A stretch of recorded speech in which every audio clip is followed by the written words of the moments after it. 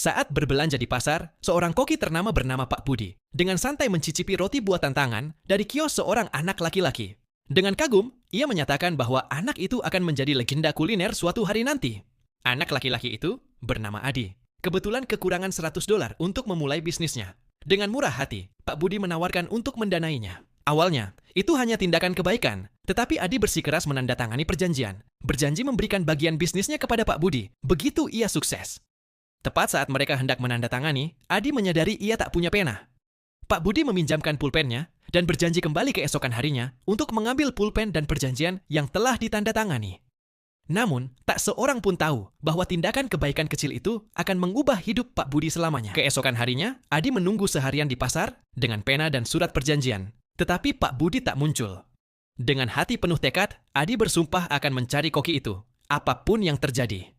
18 tahun kemudian, Pak Budi menghadapi krisis. Pelanggan yang marah menuntut kompensasi medis saat ia memeriksa bahan-bahan di dapur.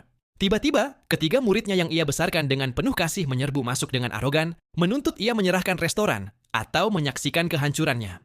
Pak Budi menyadari bahwa anak-anak yang ia anggap keluarga tak tahu berterima kasih, tetapi sudah terlambat untuk menyesal. Untuk melindungi restorannya, Pak Budi menghadapi pelanggan yang marah sendirian. Di aula depan, tangannya dipukul dengan botol. Tetapi ia menahan rasa sakit dan bersikeras bahwa ia baik-baik saja. Menghadapi kemarahan yang meningkat, ia mengakui kesalahannya dan menjanjikan kompensasi penuh, meminta waktu 3 hari untuk mengumpulkan uang. Melihat ketulusannya, keluarga pelanggan menyetujui. Malam itu, Pak Budi menjual rumah dan mobilnya. Putrinya bahkan mentransfer tabungan studinya di luar negeri, tetapi mereka masih kekurangan $1 juta. Tanpa pilihan lain, Pak Budi meminta bantuan teman lamanya, Pak Hartono, yang kini menjadi taipan bisnis kaya raya.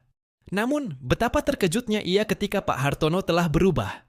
Ia tak hanya mengejek Pak Budi, tetapi juga memaksanya menandatangani penyerahan restoran. Saat ketiga muridnya muncul, Pak Budi menyadari semua ini adalah rencana. Para murid itu diam-diam bermitra dengan Pak Hartono untuk merebut restorannya demi kesepakatan bisnis.